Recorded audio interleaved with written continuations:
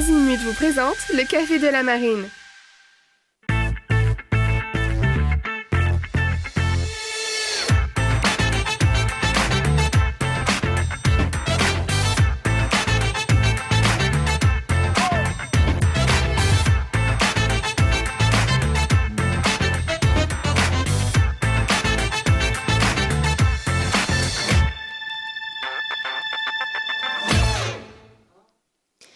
Bonjour à tous et bienvenue à la Cité de la Voile Éric Tabarly pour un nouveau Café de la Marine. Bonjour Gilbert. Bonjour Virginie, bonjour à tous.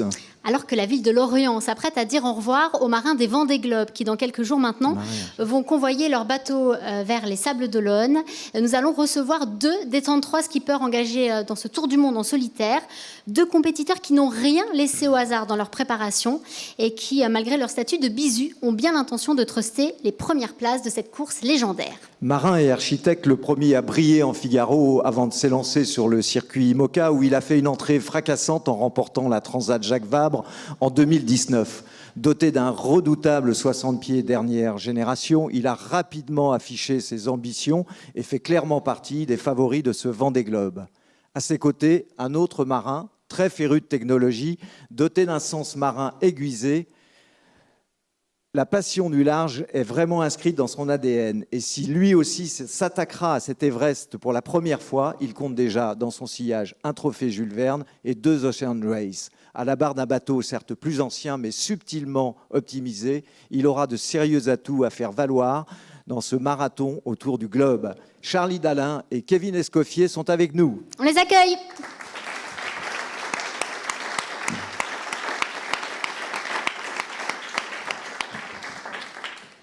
Bonjour messieurs, merci d'être avec nous dans un contexte particulier. Alors on le disait, le convoyage vers les Sables d'Olonne est imminent, les sablés vous attendent, les passionnés de voile vous attendent impatiemment, mais Covid oblige, vous serez prudents, vous serez même dans un confinement strict les derniers jours. Comment est-ce que vous vivez ce pré-départ et ce départ vers les Sables d'Olonne surtout, déjà dans un premier temps ?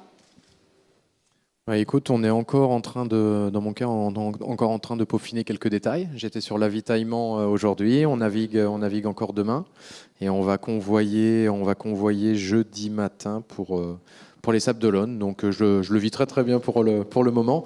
Avant de rentrer, on en parlait tout à l'heure, dans un confinement strict où je demanderais même malheureusement à femmes et enfants de faire la même chose. Charlie.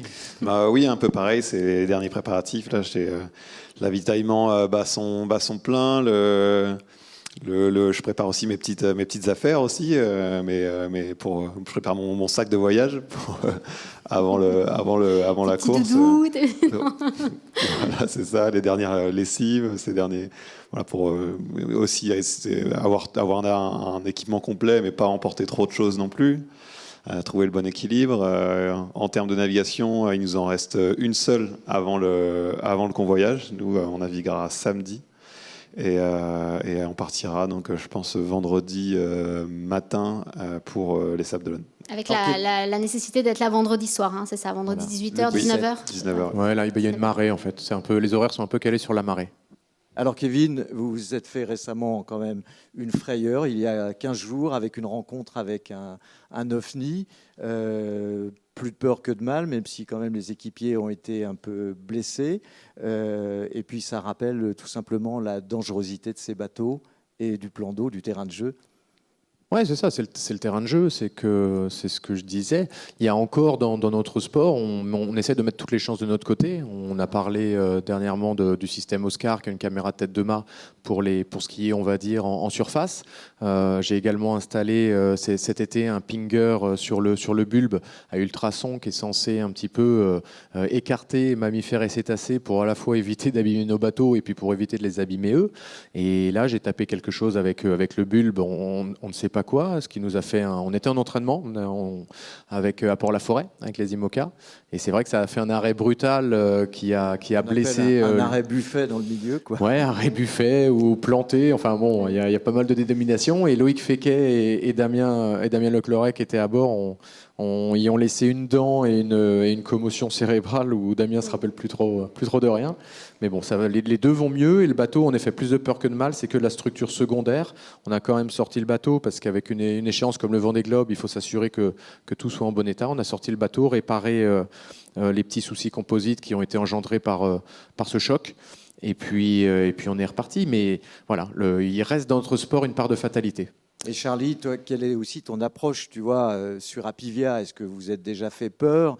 Quelles sont les précautions aussi que tu prends pour naviguer à bord de ton 60 pieds? Alors oui, je suis aussi équipé d'un pinger dans le bulbe depuis cet hiver. J'ai aussi la caméra Oscar en tête de mât. Donc voilà, pareil, l'objectif c'est d'avoir à bord les dernières technologies pour prévenir ce genre de choses. Après, on n'est pas à l'abri d'une collision malgré tout. En termes d'arrêt buffet, on a effectivement fait un planté assez important pendant la Jacques Vabre l'année dernière avec Yann Eliès, et moi j'étais au téléphone dans la table dans les marches de descente, et le bateau a planté. Je suis parti avec le combiné, j'ai atterri le dos dans le vérin de quille, donc c'est hyper violent. Donc pour protéger des chocs, par exemple, tu te protèges des chocs. Après j'ai des casques à bord. J'ai un casque de rugby que je mets systématiquement quand je vais donc déplacer les voiles, les matosser là, comme on dit, à l'avant, dans la soute à voile à l'avant du bateau. J'ai aussi un casque un petit peu plus à coque un peu plus dur aussi pour les conditions un peu plus musclées. On est en train de protéger aussi certains éléments de cloison, certains éléments de structure du bateau aussi. Toutes les précautions sont prises. Exactement. Pour se protéger un maximum. Alors on disait c'est votre premier Vendée Globe à tous les deux. On va revenir un peu sur votre parcours. Charlie, toi tu as fait la Mini, mais tu as surtout fait tes armes et tu brillais en Figaro. On a l'impression que le Vendée Globe finalement c'est la suite logique de ton parcours. Tu dis même que la solitude t'attire. Donc on a l'impression que cette course elle est taillée pour toi. Quand est-ce qu'elle a germé dans ta tête vraiment? Tu t'y es vraiment préparé? Je pense que je m'y prépare depuis que je fais du bateau.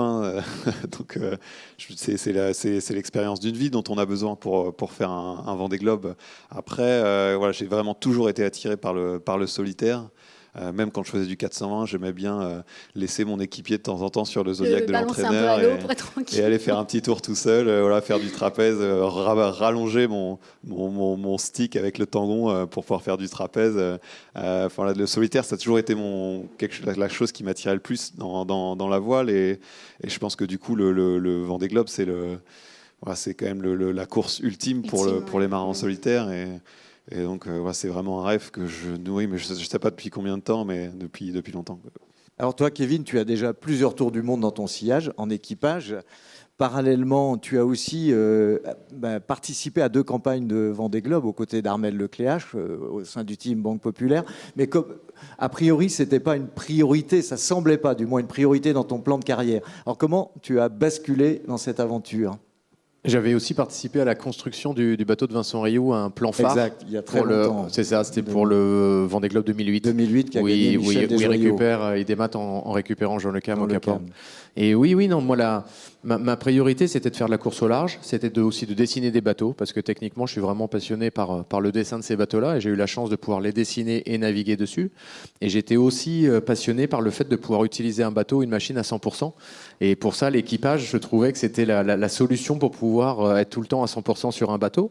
Et c'est vrai que c'est un peu l'image entre le parcours que décrivait Charlie ou le mien, c'est que c'est un sport qui permet, quand on arrive à une maturité, on va dire plus tard, où là j'ai eu la volonté de faire du solitaire parce que c'était quelque chose qui manquait, on va dire. J'étais arrivé. Tu as 40 ans. Ouais, ça. C'est donc 38 quand PRB m'a proposé de prendre la suite de Vincent. Ils sont venus te chercher un petit peu. Alors c'est Vincent qui m'a proposé de me mettre sur la shortlist pour lui succéder, et Jean-Jacques qui a décidé en moins de 10 jours. Donc ça a été très très vite, et j'ai une bonne étoile parce que c'était au moment où je me disais écoute, j'ai eu la chance de construire de beaux bateaux, de faire le tour du monde sur des grands multicoques, sur des monocoques, et je me suis dit ce serait bien d'essayer le solitaire. Et toi, tu as réfléchi longtemps quand on t'a proposé ça? Non. J'étais dans l'avion, je revenais d'Espagne. Je revenais d'Espagne avec Ronan Lucas où on expertisait le Banque Populaire 9. Donc j'ai réfléchi à peu près 2 minutes, et 10 jours plus tard, je me préparais à aller faire du solitaire. Donc on va dire que ma première course en solo, c'était la valse.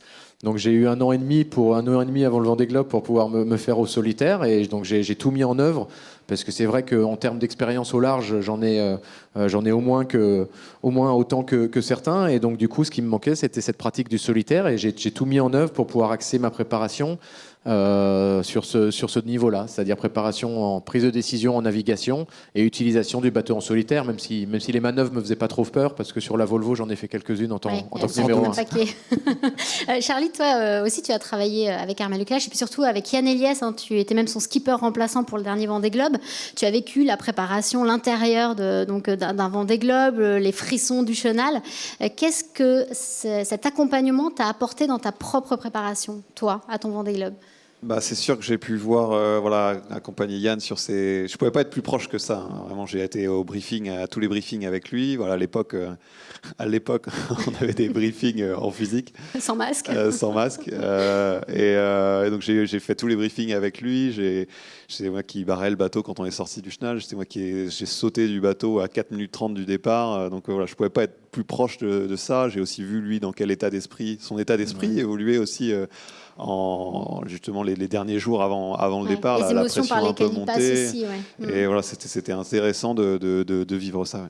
Et en même temps, ça ne faisait que renforcer ton envie. Alors, tu vas t'élancer sur un très beau bateau, un plan Verdier, tout récent. Mais tu es skipper et tu es aussi architecte naval, diplômé de l'école de Southampton.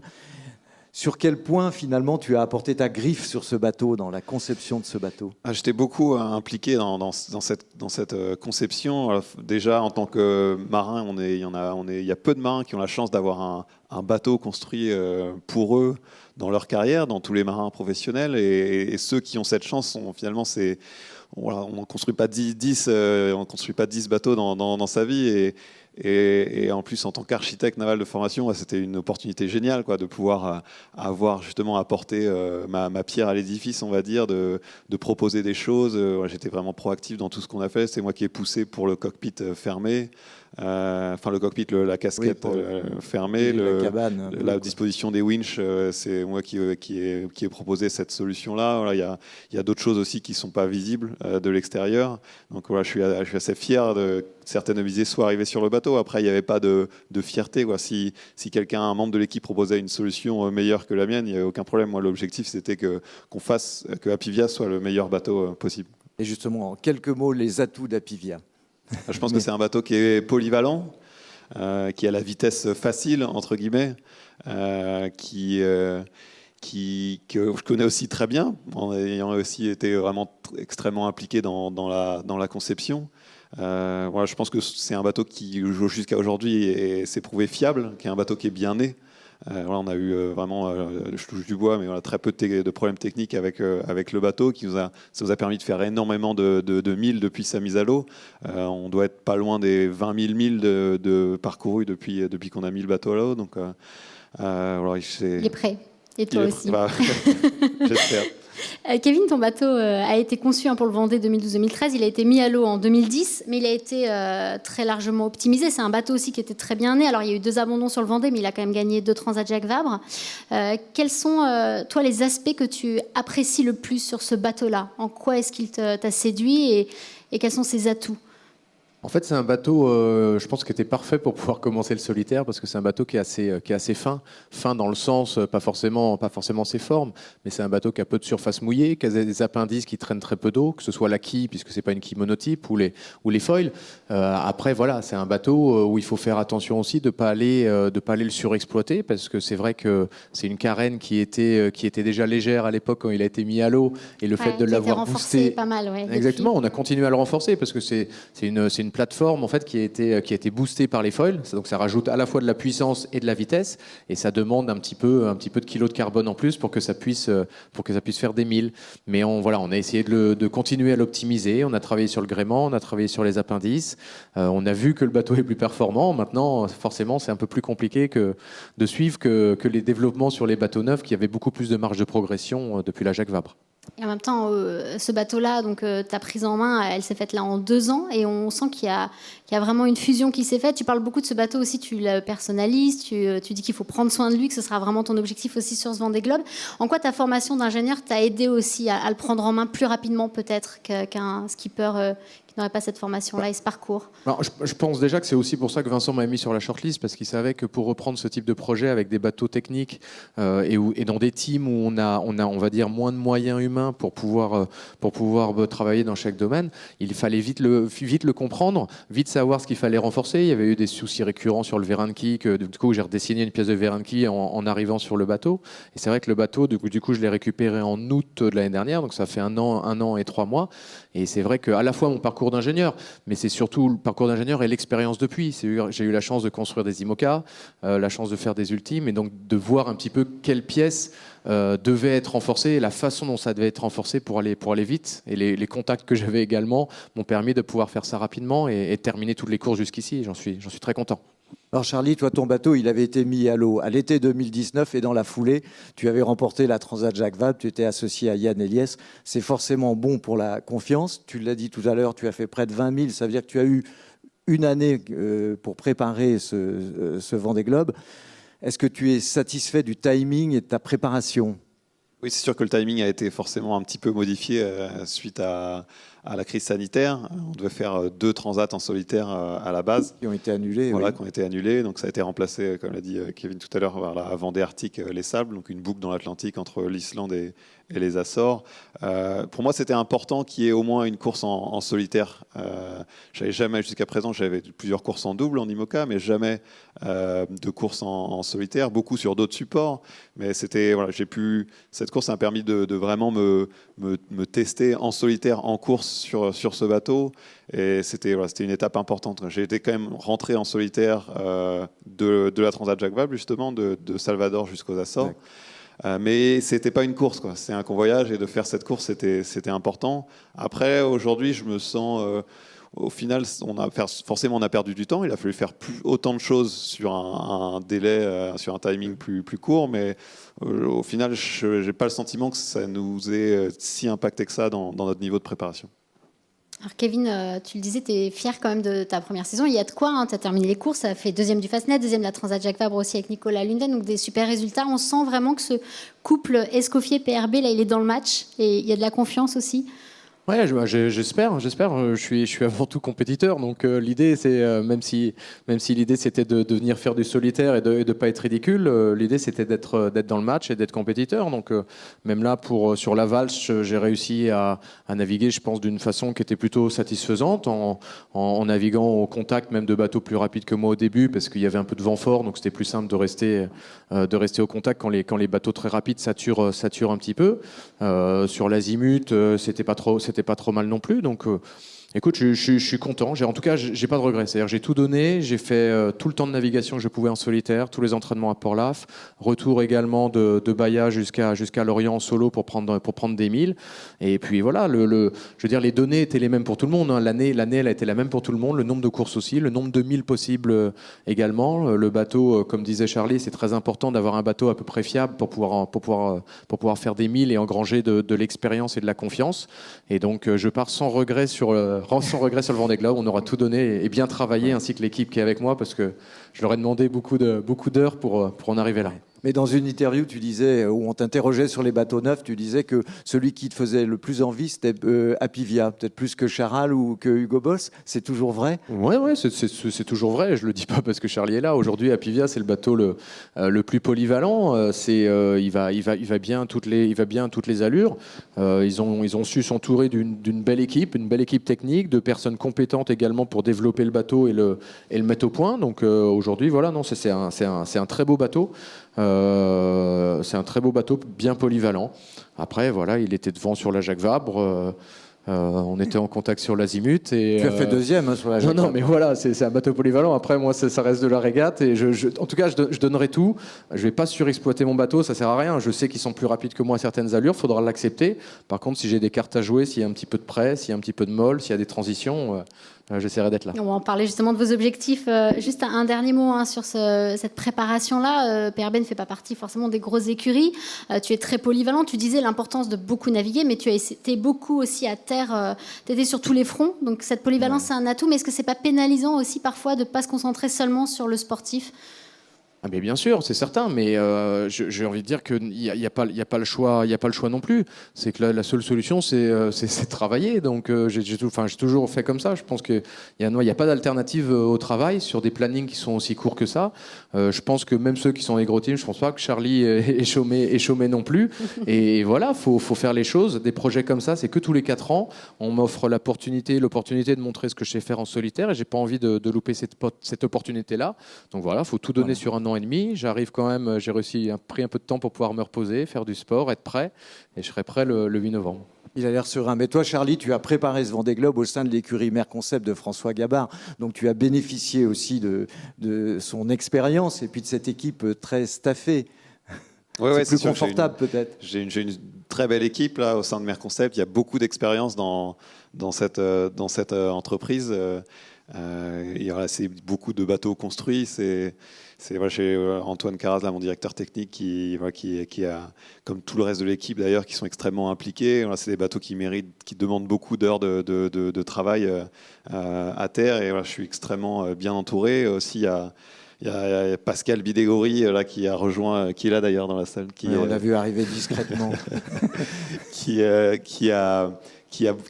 nous a rejoint après le confinement, là, qui a beaucoup navigué à bord du bateau, qui nous a beaucoup apporté.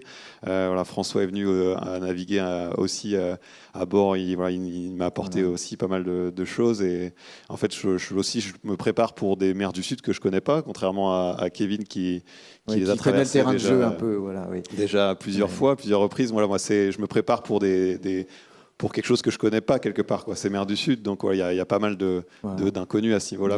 Alors l'autre aussi inconnu qui a souvent été évoqué, c'est que vos bateaux sont capables de performances très élevées, et une des clés sera de pouvoir tenir cette haute vitesse dans la durée et dans la résistance, parce que c'est pas une transat. Comment est-ce que tu t'es préparé mentalement? Question.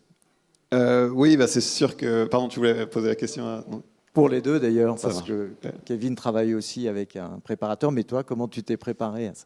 C'est le même, on fait la préparation ensemble. C'est super intéressant. Oui, c'est sûr que aujourd'hui, les heures, les moments à haute vitesse, ça a duré que quelques heures d'affilée sur la Vendée Arctique ou en entraînement. Donc là, sur le Vendée Globe, si les conditions sont réunies, ça risque de durer plusieurs jours. Et ça, on n'a pas aujourd'hui le recul de...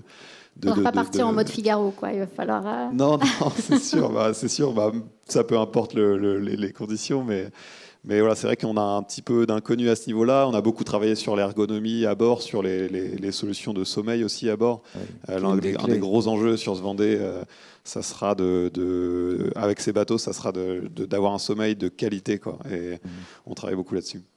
Ouais, il y a le sommeil. Moi, en préparation mentale, j'avais purement axé ça sur le solitaire également pour gagner du temps, sur la façon de prendre les décisions en solo, sur la façon d'aborder aussi le fait de ne pas pouvoir mener un bateau à 100% tout le temps, parce que c'est la différence entre le solitaire et l'équipage. Ouais, carrément. Ouais, exactement, c'est la grosse différence. Donc, voilà, moi j'avais utilisé la préparation mentale, non pas pour je sais que ça se passe bien et je suis bien en mer, mais plutôt pour vraiment gagner du temps au maximum sur là où je pêchais, qui était le solitaire. Après, sur la vitesse dont parlait Charlie, moi j'ai eu la chance de le faire en multicoque en 45 jours. On s'habitue à ça. J'ai pas de doute pour des marins, etc. On s'habituera à la vitesse. Là où il va falloir faire plus attention, je pense qu'on a des bateaux qui sont encore très récents avec des foils et des vitesses qui sont beaucoup plus élevées qu'avant. Sauf que toutes les pièces périphériques n'ont peut-être pas évolué aussi vite que cette vitesse-là.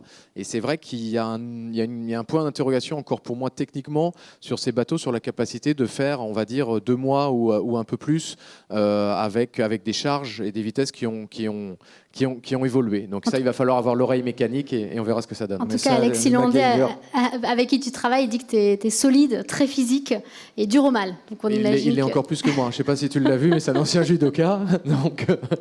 C'est pas mal pour se préparer. Il nous reste très peu de temps. On va venir aux objectifs. Donc ce sera, on l'a dit, votre tout premier Vendée Globe. Charlie, tu fais clairement partie du cercle des favoris. Il y a Alex Thompson, Jérémy Bayou, Thomas Ruyant. Mais on le dit, hein, tu fais partie de cette shortlist là, des favoris. Comment tu assume ce statut? Tu sembles l'assumer pas mal, mais voilà, comment tu réagis par rapport à ce statut-là? Le projet Apivia, c'est un projet qui se veut ambitieux. Voilà, c'est un bateau neuf, un bateau construit sur un programme de 4 ans avec l'objectif principal qui est ce Vendée Globe. Donc l'objectif, c'est d'être dans la mesure de pouvoir prétendre à la victoire quand le bateau sera amarré dans le port des Sables. Après, c'est de la course au large, c'est qui plus est le Vendée Globe. Il se passera beaucoup de choses sur la course. Donc après, la course se déroulera comme elle se déroulera. Mais l'objectif, c'était c'était vraiment de pouvoir être dans cette position au départ. Après, de terminer le Vendée Globe, c'est déjà une chose assez énorme en soi. Et voilà, ça sera déjà une belle réussite. Ouais. Kevin, on l'a dit, tu as une énorme expérience du terrain de jeu, mais en solitaire, c'est vraiment un défi. Tu as dit tout à l'heure, oui, il faudra éviter d'être en sur-régime, mais on connaît le compétiteur que tu es. Tu seras sans doute tenté de suivre le rythme imprimé par les nouveaux bateaux. Mais toi, ton objectif... Alors j'ai beaucoup travaillé justement sur ne pas essayer de suivre ce rythme-là. Non, je pense qu'il faut que je garde le rythme que j'utilise. On a beaucoup navigué, je pense, alors sur des formats très courts, mais il faut essayer de garder le rythme que j'ai utilisé sur la valse, sur les courses que j'ai faites, et pas sortir de la façon. Enfin, on n'a eu qu'un an de navigation. Si on commence à essayer de faire des choses toutes nouvelles sur le Vendée Globe, je pense que ça peut pas marcher.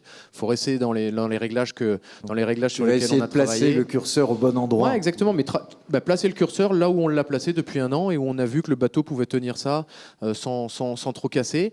Être vigilant, voilà, et puis après faire de la régate. Il y aura plein d'opportunités. Il va se passer plein de choses. Et encore une fois, là où je suis d'accord avec Charlie, c'est que dans la plus belle des choses, déjà, ce sera de finir. Et comme je dis depuis le début, si jamais je finis sportivement, ce sera une belle place. Et on vous fait confiance pour faire des étincelles sur ce Vendée Globe. Il faut se méfier de Kevin aussi. Je pense deux redoutables bonhommes sur ce plateau. Merci d'avoir été avec nous parce que c'était un vrai bonheur et on sait que vous allez nous faire rêver sur ce tour du monde en solitaire. Merci d'avoir été avec nous. Merci beaucoup. À Vincent et à Tom à la réalisation et plein de belles choses pour vous sur ce Vendée Globe. Et Virginie, le 22, on recevra Armel Lecléache, le vainqueur du Vendée Globe et de la dernière solitaire du Figaro, ici à la Cité. À très vite. Bye bye.